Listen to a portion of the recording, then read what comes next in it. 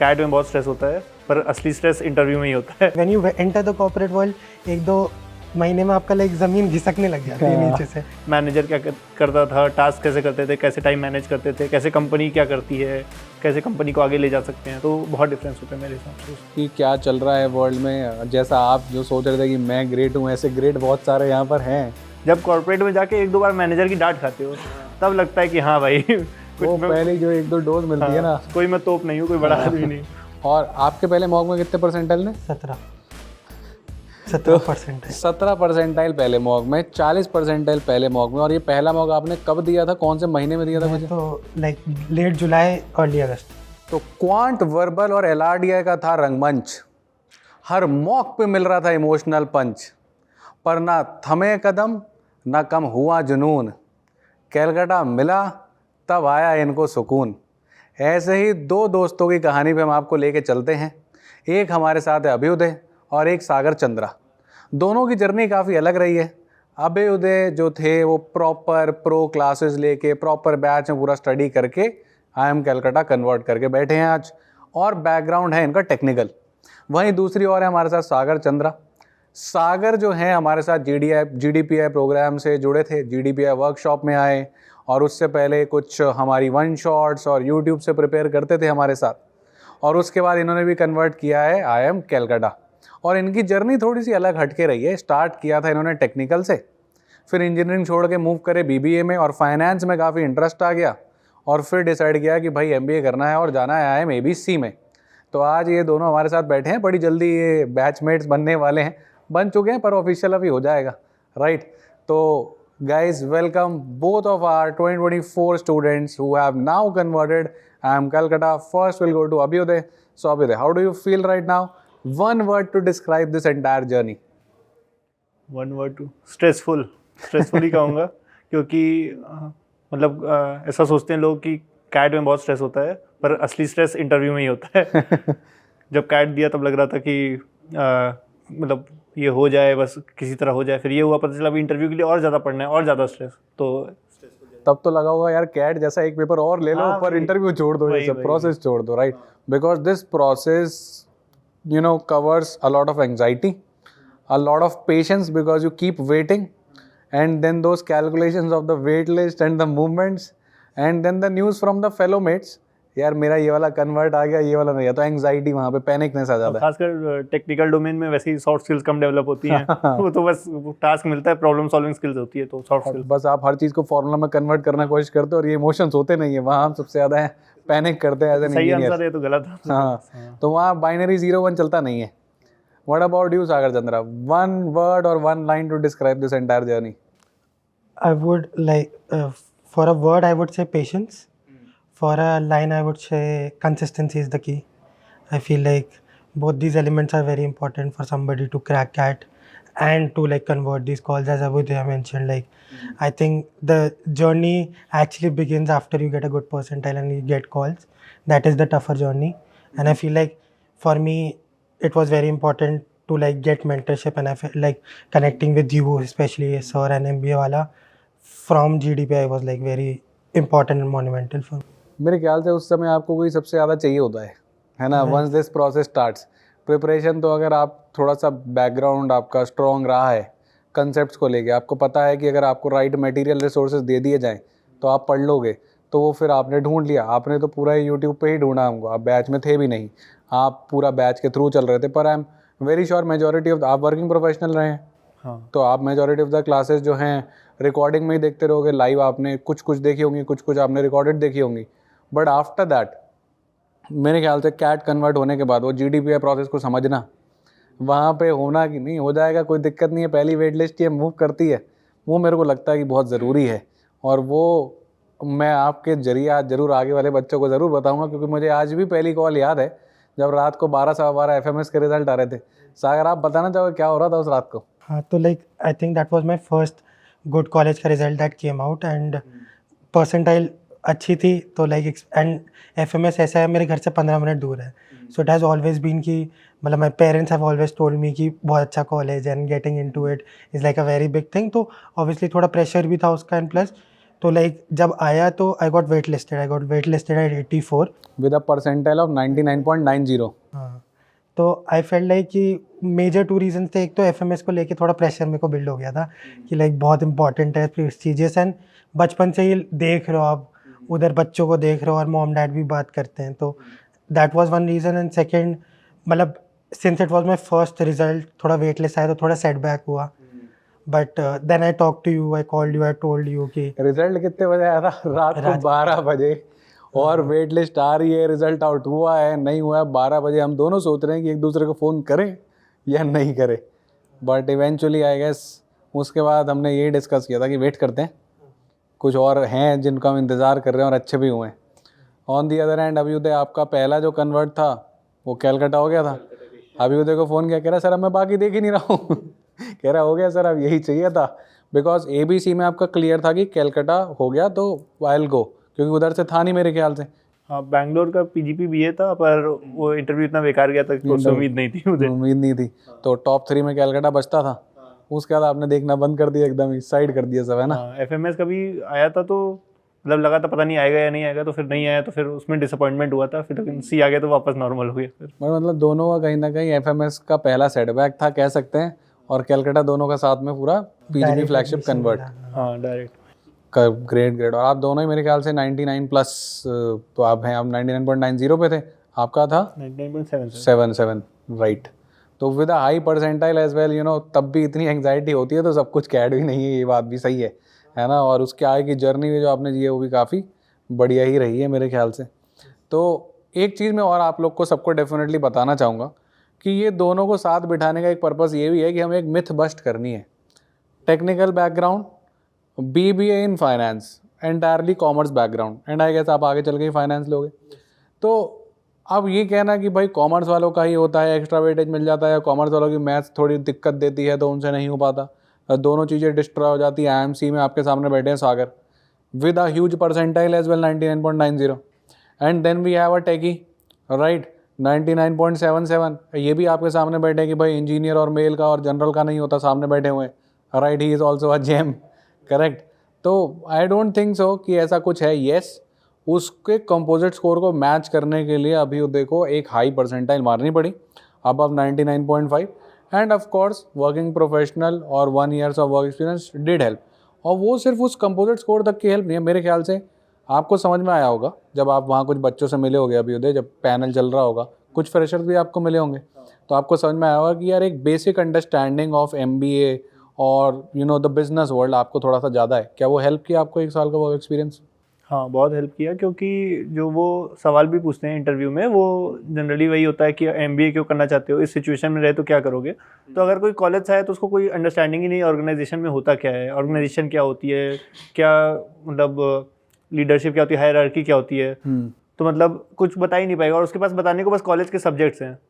On the other hand मैंने startup में work किया, और किसी ने स्टार्टअप में नॉर्मल ऑर्गेनाइजेशन में वर्क भी किया है, तो वो बता सकता है कि मैनेजर क्या करता था, टास्क कैसे करते थे, कैसे टाइम मैनेज करते थे, कैसे कंपनी क्या करती है, कैसे कंपनी को आगे ले जा सकते हैं. तो बहुत डिफरेंस होता है मेरे हिसाब से उसमें. तो आप किसी को कुछ बताना चाहोगे, जो व्यूअर्स अभी आपको देखेंगे, आपकी बातों को सुनेंगे राइट, अगर मान लेते हैं वो फ्रेशर ही हैं, अभी वर्क एक्सपीरियंस तो ले नहीं सकते, ऐसा क्या करना चाहिए कि वो अपने इंटरव्यू में बोलने के लिए उनके पास चीज़ें हों? So what can they do right now? एक तो बुक्स पढ़ सकते हैं. मैंने एक चीज़ और देखी है जो बहुत हेल्प करती है, वो है किसी NGO में कोई वॉलंटियर वर्क करना या कोई भी इंटर्नशिप, कुछ भी एक्सपीरियंस हो, पेड हो अनपेड हो, बहुत काम आता है वो. एटलीस्ट आप ऑपरेशंस की थोड़ी समझ जाएंगे, और अगर आपका कुछ जो NGO है सप्लाई चेन से रिलेटेड है वो समझ जाएंगे आप थोड़ा बहुत. और एक टीम में काम करने का मेरे ख्याल से आप बातें कर सकते हो. तो आउट ऑफ जो आप कंटेक्स्ट दे रहे हैं कि वो बच्चे सिर्फ सब्जेक्ट के बारे में बात करते रहते हैं, अब उनके पास सिर्फ अपने सब्जेक्ट के अलावा भी कुछ और चीज़ें हैं, क्योंकि ये तो हम सब जानते हैं अगर हमारे सब्जेक्ट से एकदम इन डेप्थ पूछ लिया जाए तो हम सब किसी ना किसी पॉइंट पे तो फंस ही जाएंगे. तो इट्स बेटर कि कन्वर्सेशन को डाइवर्ट करके कहीं और इंटरेस्टिंग जगह पे डाला जाए जो डे टू डे लाइफ में चल रहा हो. राइट, आप कुछ कहना चाहोगे Sagar? For freshers I would say, मतलब if you can do internships that is beneficial. If not that, then join, as he said, any social work, or like join and be part of any workplace, because I feel like जो fresher और एक like working employee में difference होता है is like I think when you're a fresher you're not that humble. Because like आप college में होते हो, you are doing well in college, you do well in CAT, मतलब you have only seen the highs of your life. पैर जमीन पे नहीं रहते. हाँ exactly, when you enter the corporate world, 1-2 महीने में आपका लाइक ज़मीन घिसकने लग जाती है नीचे से. डोज मिल जाता पैर ही है. नहीं, पैर रखने की जगह ही नहीं बचती.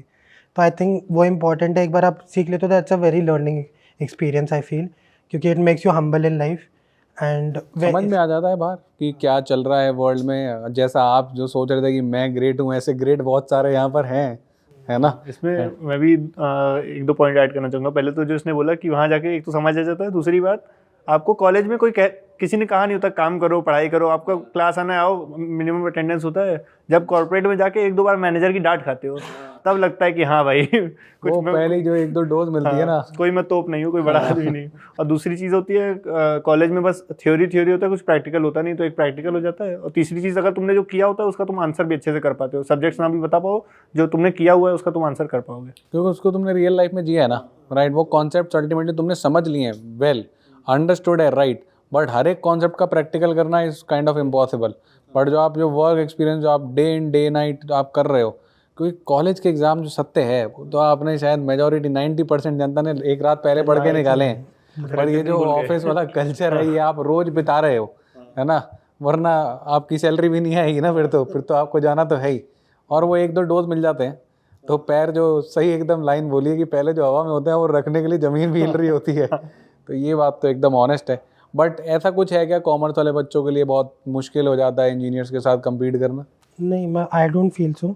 Not just because I had a very good percentile तो मैं ऐसा कह रहा हूँ, but even initially also I think CAT एक एग्ज़ाम इज़ लाइक, मतलब वो it's related to MBA only. मतलब पहले मैं सोचता कि कैट एग्ज़ाम लेते ही क्यों हैं वो लोग, but I think CAT exam ही बना ऐसा है कि it test your decision making, कि आपको कौन से क्वेश्चन अटैम्प्ट करना है, कौन से नहीं करते. And that is like I feel like what is the point of doing MBA, कि डिसीजन मेकिंग कैसे कर पाओ, कौन सा आपको मतलब आगे जाके चीज़ें करनी है, कौन सी नहीं करनी है. It's very important to choose what to not do and what to do in the panic situation, क्योंकि वहाँ भी टाइम का एकदम टाइम क्रंच भी रहता है. चल रहा है, 40 मिनट की घड़ी उल्टी दिख रही है सामने. तो आई think most important is like practice. I think CAT में लाइक 10th से ऊपर तो मैथ्स भी नहीं आती. Like even if you are a non commerce background, non maths student also, 10वीं तक तो सबने मैथ्स ऑलमोस्ट कर ही रखी होती है. 1-2 टॉपिक सहमत, मॉडुलस लॉगरिथम, बाकी सब तो सेम है. एंड लाइक मेजरली तो like it's easy only if you look at it. मतलब 10th क्लास तक को आपको LIDI भी इतना टफ नहीं होता, VRC also. So I feel like it's more about being consistent and being truth with yourself, कि आप जो वीक एरियाज उस पर प्रैक्टिस करो. And I think then for any student, be an engineer, be it even an Hindi medium student who is practising for VRC, or being even a non-commerce student who is practicing quants, it's very achievable. आप दोनों की बहुत ही massive percentile है. Right, क्या जब आप अपनी journey अपने कैट की प्रिपरेशन कर रहे थे, राइट, 2 क्वेश्चन मेरे दोनों सही हैं. Right, was it very smooth कि भाई शुरू से ही जो चीज़ें सोचते गए वैसे वैसे होता रहा, पहला मॉक दिया सीधा 50-60 नंबर आए, लगा 4 मॉक में इम्प्रूव करके 90 पहुँच गया? वॉज इट वेरी स्मूथ और there were some hurdles? First question is this. Second is कि जब अगर कोई हर्डल्स वगैरह अगर आ गए थे और अगर नहीं भी आए थे, was there any kind of turning point in your entire journey जहाँ पे आपको लगा कि यार ये क्रूशल मोमेंट हुआ सबसे, यहाँ से जर्नी पूरी अब बदल गई और ultimately I have that IIM Calcutta convert? It may be related to your preparation, may be related to your GDPI preparation, और may be related to your entire process जो आप mentally अपने आप को प्रिपेयर कर रहे थे for throughout the journey. We'll start with Abhyuday. हाँ, तो हर्डल्स की बात करें तो पहला हर्डल हर इंजीनियर के लाइफ में कैट के समय आता है, VRC. तो मैंने भी पहले 1-2 मॉक दिए तो उसमें 40 परसेंटाइल 60 परसेंटाइल आई. फिर उसमें भी पैरा जंबल्स देख रहा हूँ तो उसमें मतलब मुझे लग रहा है मैंने सही किया है, पूरा लॉजिक भी सही बैठ रहा है. फिर उसके सोल्यूशन देख रहा हूँ तो लग रहा है एकदम उल्टा. हाँ, तो मुझे लग रहा है कि ये सोल्यूशन गलत दिया है, पेपर ही बेकार है, नहीं बेकार पेपर है, कुछ भी हो रहा है, पता नहीं, ये सब लगा. पैरा जंबल में सबसे ज़्यादा लगता है कि तुम्हें कैसे पता कि भाई पहले इससे स्टार्ट हो रहा है, ये भी हो सकता है, ये तो ये भी हो सकता है, मेरा लॉजिक गलत नहीं है, ऐसा सोच सकता है इंसान. फिर वही लग रहा था कि ये तो सही नहीं होगा, ये तो बहुत रैंडम चीज़ है, ये तो सही में तुक्के का खेल है ये. फिर उसके बाद वो धीरे धीरे करके वो बना. तो स्टार्टिंग में हर्डल यही था कि कुछ क्वेश्चन लग रहा था इलॉजिकल ही है, समझ ही नहीं आ रहे थे. तो ये खास करके VRC सेक्शन में. हाँ, खास करके VRC सेक्शन में जो सब्जेक्टिव है, पता ही नहीं भाई तो कहाँ से उठा. LRDI में भी हो रहा था. LRDI में ये हो रहा था कि कुछ ऐसे सेट आए थे जो एकदम ऊपर से चले जा रहे थे, मतलब starting too much of information, बहुत ओवरवेलमिंग हो जाती है स्टार्टिंग में कुछ सेट्स में। हाँ, और फिर ये भी पता चला कि कुछ सेट अटेम्प्ट नहीं करने होते हैं, मतलब सोच के सारे अटेम्प्ट करने हैं, ऊपर वो नहीं करना था, तो वो था। और टर्निंग पॉइंट जो आपने कहा, वो मैं कहूँगा कि मेरे लिए मॉक्स देना था, कि पहले मैं थ्योरी पे बहुत फोकस था और क्वेश्चंस भी ऐसे रैंडमली कर रहा था। तो फिर मुझे पता चला कि ऐसे रैंडम क्वेश्चंस करना और प्रेशर एनवायरनमेंट में टाइमर के साथ क्वेश्चंस करना बहुत ज़्यादा डिफरेंस है। और मतलब अगर टेस्ट में टाइमर के साथ करना है तो प्रैक्टिस भी टाइमर के साथ ही करनी चाहिए। तो वो मेरे लिए टर्निंग पॉइंट था कि मॉक्स भी देना, और जब प्रैक्टिस भी कर रहा हो तो टाइम देखना कि इस कॉन्सेप्ट में मुझे कितना टाइम लग रहा है, जिससे मैं सिलेक्ट कर पाऊँ कि कौन से मेरे स्ट्रॉन्ग कॉन्सेप्ट्स हैं और उनको अटेम्प्ट करना है। तो वो मेरे लिए टर्निंग पॉइंट था। पहले मॉक में कितने नंबर थे? नंबर तो नहीं याद है, परसेंटाइल 40 40%। तो 40 से 99 की जर्नी रही है। आपकी क्या कहानी रही है? आई फील लाइक सबसे बड़ा हर्डल मेरे लिए ये था, तो पहले I was planning to do CFA, तो but like one of my employees mentioned कि मतलब I am innately good with numbers, तो he was like you can also attempt for CAT. तो मतलब आई थिंक सो मेरे को जुलाई एंड में पता चला, एंड अगस्त से आई स्टार्टेड माय प्रिपरेशन। तो लाइक उससे पहले मतलब जितने भी एग्ज़ाम दिए बीन द कॉन्सेप्ट ऑफ कि कितने सारे क्वेश्चन आप कर सकते हो। तो जब मैंने पहला मॉक दिया था, I didn't know that you have to choose questions.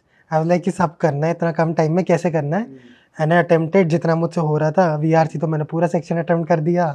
LRDI में आई थिंक जल्दी I was trying to do sets, quants में भी I was trying to do.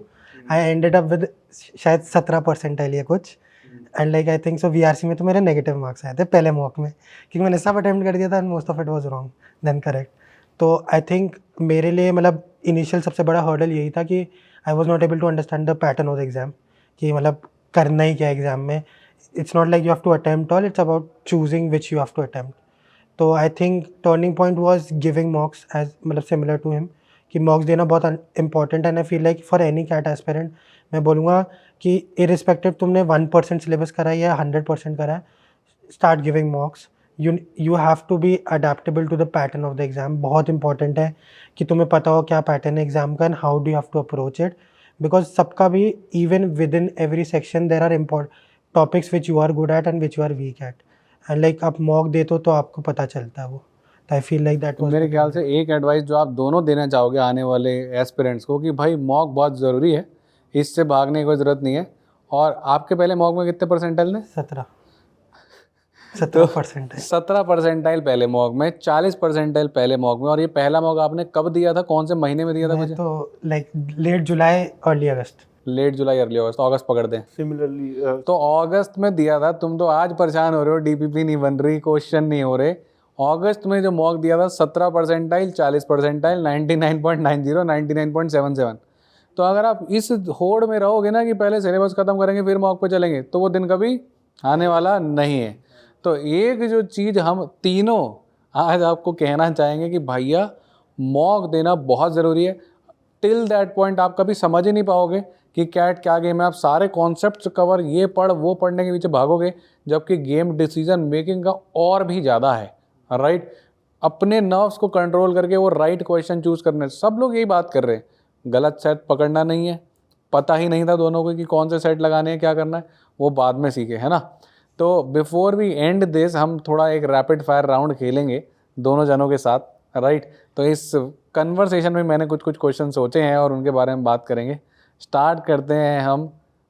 पहले क्वेश्चन दोनों ने आंसर देना फटाफट, ठीक है। Let's start. FMS और IIM कैलकाटा? अब तो IIM Calcutta definitely, right. Quant verbal और LRDI? Quant verbal LRDI। सबसे डिफिकल्ट क्या है, quant verbal LRDI? For me it was LRDI। Quant verbal LRDI सबसे डिफिकल्ट? LRDI है। अभी तो वर्बल बोल रहे थे यार, पलट गए आप तो। नहीं, वर्बल से तो मेरा परसेंटाइल वर्बल से ही है। अच्छा, परसेंटाइल वर्बल से ही है। वर्बल में कितना है? मेरा 46 है। और स्केल स्कोर? स्केल स्कोर 46 है। परसेंटाइल है 99.48। 99.48 वर्बल में रहा है आपका। Very nice. What is more tough, CAT preparation या कैट के बाद वाली जर्नी? कैट के बाद वाली जर्नी 100% सर। कैसा इंटरव्यू रहा था, स्ट्रेस इंटरव्यू या फिर एक ग्रिलिंग इंटरव्यू जिसमें मतलब कुछ हो रहा था, कुछ नहीं? कैलकाटा का मेरा ग्रिलिंग इंटरव्यू था। My interview was 28 to 30 minutes long. 28 to 30 minutes. What about you? Calcutta का बहुत चिल इंटरव्यू था। अच्छा, चिल गया था, रिलैक्स गया था, right. Later on let us से आप जनरल मैनेजमेंट कोर्सेज वगैरह खत्म होने के बाद ऑप्शन दिया जाता है finance, operation, strategy, supply chain और समथिंग एल्स. So मतलब I want to specialize in finance only. What about you? Consulting pursue कर रहा हूँ. कंसल्टिंग परस्यू कर रहे हो तो कंसल्टिंग, दोनों ही आप वर्किंग प्रोफेशनल हो, right? One advice for the upcoming aspirants, focus more on mocks या फिर फोकस लेट अस से more on practising more questions? I think a mixture of both, but initially maybe you can practice more questions, but eventually like it's important to focus more on more.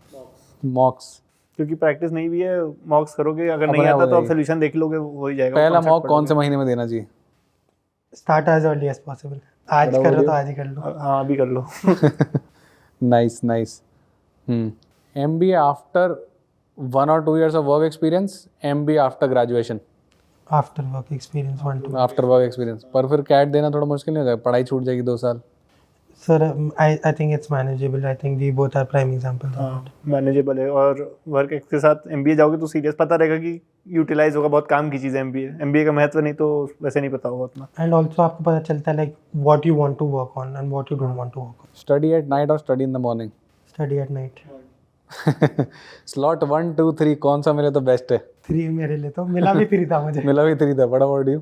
3 मिलना चाहिए, मुझे तो 1 मिला था. अच्छा 1 मिल गया था. You would have prefer slot 3? हाँ मतलब पता होगा क्यों? क्या हम पता होगा क्या आ रहा है. ठीक है. जैट कैट ऑब्वियसली कैट अब तो है ना. That मैंने दिया ही नहीं था. दिया ही नहीं था. मेरा बहुत बेकार हुआ ज़ैट में नहीं.